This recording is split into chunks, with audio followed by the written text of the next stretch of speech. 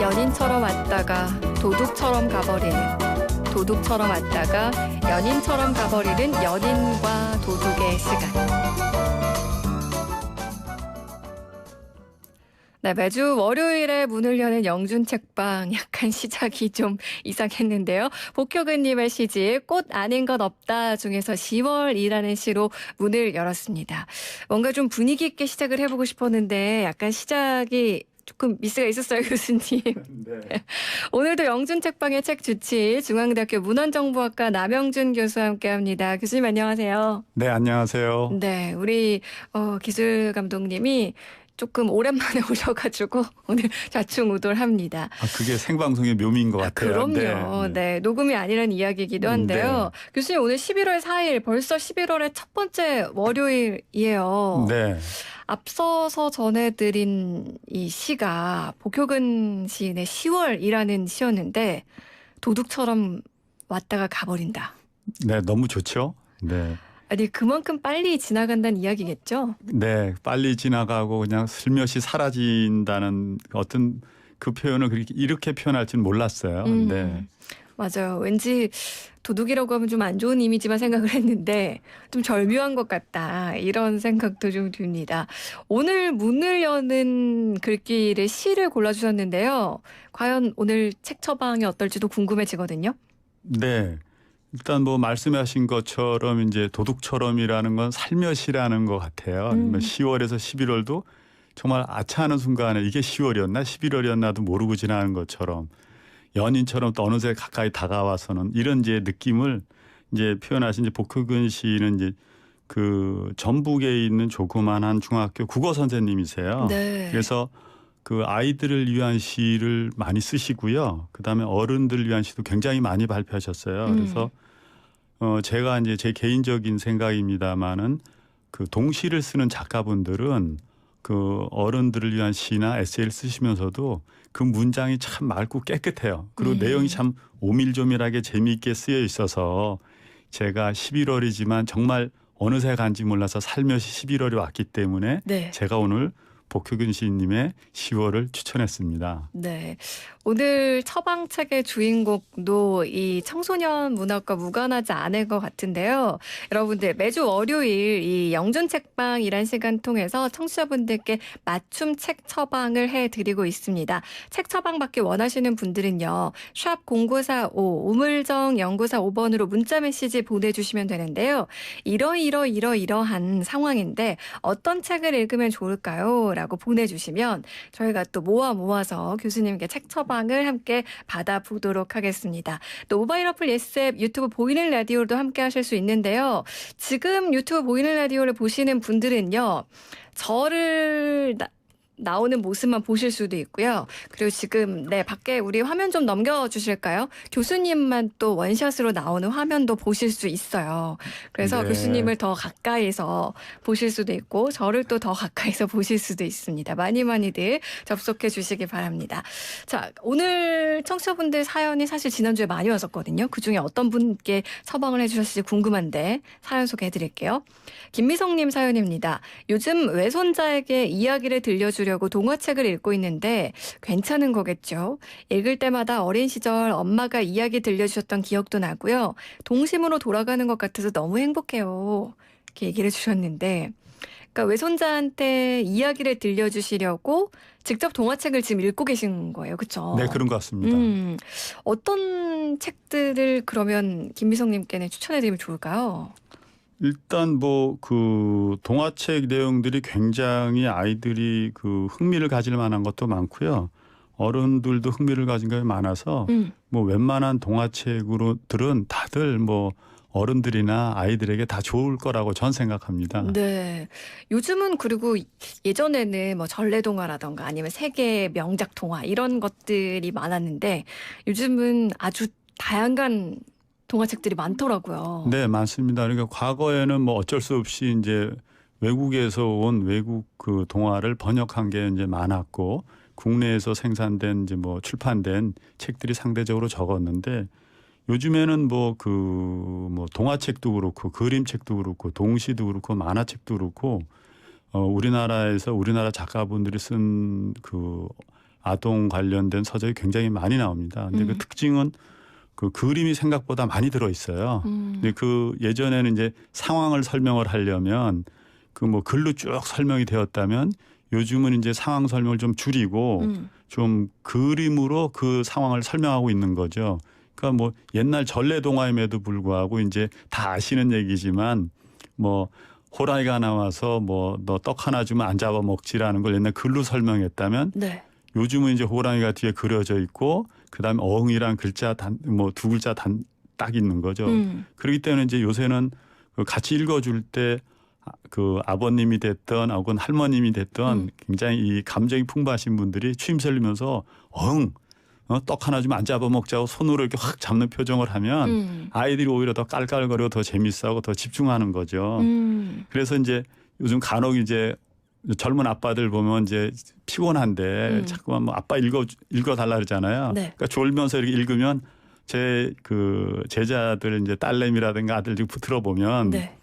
그냥 딸이나 아들이 뭐 좀 성의 있게 읽으라고 좀 제대로 읽으라고 요청을 한대요. 그러니까 막 항의하는 거죠. 그러니까 그만큼 요새 동화책들은 그림 위주에 그다음에 같이 읽도록 굉장히 이렇게 그런 위주로 좀 만들어진 게 요즘 동화책들의 특징입니다.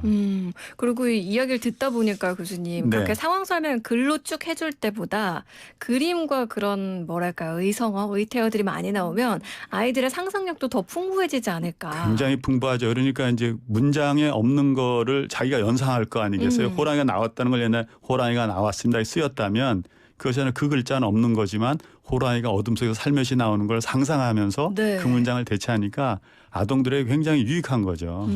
그렇군요. 또 동화책의 변화들도 네. 또 알아볼 수 있었는데 이 청취자님께서 손자한테 들려주려고 동화책을 읽고 있다라고 하셨잖아요. 네. 근데 뭐 이런 이유가 아니더라도 요즘 어른들이 아이들 동화책 읽는 경우 참 많잖아요. 많습니다. 어떤 처방책을 가져오실지 지금 너무너무 궁금하거든요. 네. 그래서 저도 많이 고민하다가 특정한 책을 얘기하기보다는 그냥 이 하나의 이제 동화 제가 이제 추천해드릴 동화나 동시를 한번 우리 그 아나운서님께서 읽어주시면 네. 남영준 교수가 어떤 의도로 지금에 대한 질문에 대해서 답을 하는구나를 유추하실 수 있으세요. 그래서 제가 아까 제가 말씀드린 것처럼 오카 슈조야라고 일본 작가입니다. 단편집 러브레타야 부탁해. 원래 제목은 러브레타의 이야기입니다. 그걸 이제 우리나라 번역가가 부탁해라고 했는데 그걸 한번 읽어봐 주시죠. 네. 처음에는 마지막 잊지마 앞에 나를이라고 썼다. 하지만 왠지 부끄러워서 사쿠라 초등학교를 이라고 고쳐 썼다. 그런데 그 정도로는 성에 차지 않아 편지해줘라는 말을 덧붙였다. 나에게 편지해줘라고 쓰고 싶었지만 차마 나에게라는 말을 쓸 수 없었다. 너무 좋죠. 여러분들은 어떻게 들으셨어요? 그냥 단순한 동화로 들리시는지. 이거 동화가 아니라 네. 약간 연애소설 같은데요? 그렇죠. 네. 너무 막 가슴이 짠하죠. 네. 뭔가 나에게라는 말 쓰는 것조차 이렇게 망설이면서 실은 나에게 편지 써달라, 나를 찾아와 달라라고 얘기를 해야 되는데 그러지 않으니 자기 속마음을 들킬 것 같으니까 네. 이거를 그냥 다른 말로 무슨 학교 이름을 쓰고 그냥 와 이렇게 얘기한다는 것 자체가 진짜 그 한 아이가 고백하지 못하지만 요즘 주변에 우리 젊은 사람들도 정말 아름다운 사랑을 한다면 네. 이 고백하기가 쉽지 않잖아요. 고백 자주 하는 뭐 사람치고 예를 들어서 뭐 제가 남자니까 고백하는 남자치고 뭐 진실한 사람이 얼마나 되겠어요. 그냥 말 못하고 주저주저하는 게 어쩌면 뭐 제가 뭐 제 입장에서 말씀드리면은 정말 그게 사랑하는 거 아닐까요? 그래서 그런 생각을 하고 있습니다. 또 요즘에는 또 빨리빨리 고백하는 게 타이밍을 잡는 거일 수도 있어요, 교수님. 그럴 수도 있죠. 그럴 수도 있는데 우리가 이제 많은 사람들이 꿈꾸는 게 동화 같은 사랑이라 네, 그러잖아요. 네, 네. 근데 진짜 이게 동화잖아요. 근데 이런 사랑도 한번 젊어지면 다시 한번 해보고 싶어요. 저는요. 네. 그렇군요. 지금 3327 청취자님께서 말씀대로 안전한 곳에 주차하고 문자 보냅니다. 사무실 올라가야 하는데 가기 싫네요. 좀 더 영준 책방과 힐링하고 올라가겠습니다 하셨는데 아, 네, 감사합니다. 네. 뒤에 이어진 내용들도 좋은 구절들이 많이 준비되어 있거든요. 네. 이번에 또 동시 한 편 준비해 오셨다고요? 네, 그래서 이번 시도 제 목소리보다는 조현지 아나운서 목소리가 훨씬 좋기 때문에 네. 아나운서님에게 한번 읽도록 부탁드리겠습니다. 네. 아침 먹고 가도 점심 먹고 가도 숨이 차게 가도 하루 종일 가도 발자국은 하나. 시인데 동시인데요. 네, 이게 이제 시인 성함이 좀 재밌으세요. 김계미 시인이 진 어이없는 놈이라는 시집에 나와 있는 지렁이라는 시입니다. 제목이 지렁이인데. 제목이 궁금했어요. 네, 지렁이인데 동시로도 그냥 비온 날 이제 지렁이가 간 자국 하나니까 아무리 열심히 가도 하루 종일 달려가도 금은 하나다라는 건데 어떻게 생각하면 어른들한테 요즘처럼 막 급하고 뭔가 이루어야겠다 생각이 많을 때 결국은 하나다라는 게 진짜 어른들을 위한 동시로도 손색이 없다라고 생각해서 제가 추천하였습니다. 그런데요. 우리 사람도 두 발 달린 동물이잖아요. 네. 아무리 급하고 빨리 가려고 해도 두 발이 세 발 되고 네 발 되는 건 맞습니다. 아니잖아요. 네. 그런 의미가 또 있네요. 네. 아니 이런 어른들이 보는 소설이 또 반대로 동화책으로 바뀌어 나오는 경우도 있고 그런 아이들이 보는 동화인데 반대로 어른들도 많이 있는 작품들도 있잖아요. 그런 것 중에 좀 추천해 주실 거 있을까요? 네, 요새 최근에 영화로 개봉돼서 히트를 쳤던 원작입니다만 아리바바와 40인의 도적. 그래서 그 일명 아라비안 나이트 또 어떤 다른 거는 천일야라고 쓰여진 책입니다. 이거 열려라 참깨 이거 나오는 맞습니다. 거 맞죠? 네. 어릴 때 봤던 기억이 나는데 이걸 또 어른들도 많이 본다는 건 거죠? 네, 그렇습니다. 저 역시 어릴 때 보았고요. 오랫동안 동화책으로 알고 지냈었는데 그러다 이제 대학은 다니던 시절에 이제 나름대로 막 공부에 스트레스를 받아 보면 실제적으로 그 도서관에 가서 소설책을 많이 빌려봤어요. 그러다가 이제 우연히 아라비안 나이트라는 책을 봤는데 굉장히 두껍더라고요. 네. 근데 그 아라비안 나이트를 빌려보고 제가 그날 느낀 게 뭐냐면 제가 알던 동화책이 아니라 19금 에로틱 버전이었다는 거죠. 그게 원작이 그런 내용이 좀 있는 건가요? 네, 그래서 저도 막 그때 막 웃으면서 야 이렇게 동화책으로도 읽히는구나를 그때 깨달은 거예요. 그러니까 실제 동화책으로 우리가 알고 있었는데 원작은 어른들 소설이 굉장히 많이 있는 거죠. 그렇군요. 아마 지금 또 들으시면서 아라비안 나이트가 19금 수준의 에로틱 내용이 담겨 있다고 대출이 많이 일어날 것 같습니다. 제 생각에는요. 많은 분들이 지금 바로 또 구매 버튼을 누르시지 않을까 이런 생각도 드는데 근데 이솝우화도 사실은 원래 어른들 동화책이었다면서요? 그럼요. 우화라는 거 자체가 이제 해악과 페이소스가 들어있는 거를 전제로 하거든요. 그래서 이솝우화를 읽으면서 저부터도 그렇구나 맞아.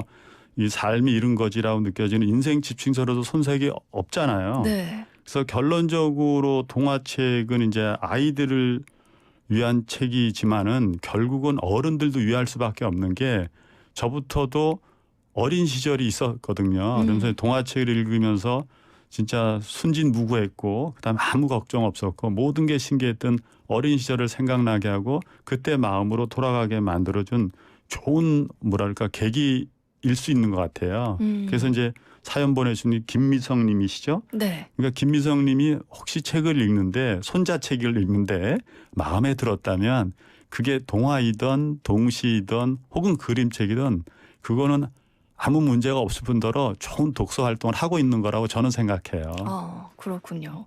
앞서서 저희가 그 지렁이라는 시 전해드렸는데 유튜브 댓글창으로 동시지만 약간 외로움이 좀 느껴지네요. 뭘 그렇게 바쁘게 사나 느껴지기도 하고요. 네, 이렇게 맞습니다. 유중님이 보내주셨고 네. 또 아라비안 나이트 이야기하니까 갑자기 이 얘기 나오니까 제 눈빛이 반짝반짝해진다고 아, 예, 예. 보내주셨는데요.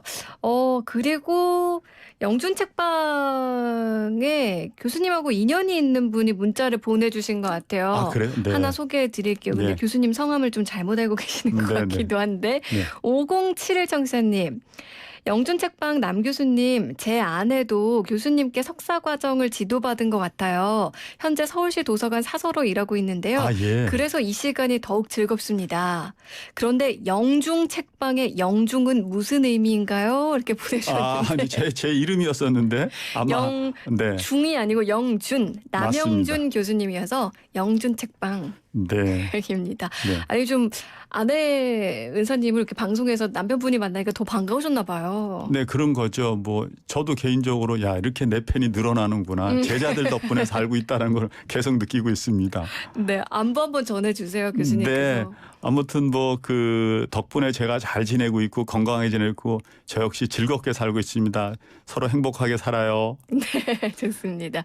오늘 그 김미성님 손자 손녀와 함께 읽을 처방책으로 오카슈조의 단편집 러브레터에 부탁해를 추천해 드렸고요. 그리고 동시도 두 수 이제 추천을 해 드렸는데 이 책들 모두 도서관에서 보실 수 있다고 합니다.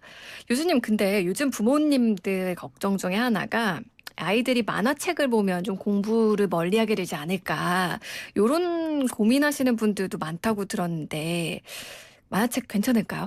뭐 일전에 잠깐 말씀을 드렸습니다. 그런데 지지난해 그 도서관 지난번 말씀드린 도서관 정보나누에 빅데이터 분석해서 나온 아동용 책 중에 대출 1위하고 네. 그 다음에 이제 우리가 다 알고 있는 땡땡 문고의 책 판매율 아동용 도서 1위하고 같아요. 그게 뭐냐면은 뭐 잘 들어보셨는지 모르겠는데 추리천재 엉덩이 탐정이라는 책입니다. 역시 저는 처음 들어보네요. 네, 네. 그래서 그러다 보니까 그 책을 들여다보면 거의 만화책에 가까워요. 물론 뭐 그림책이라고 표현할 수 있습니다만.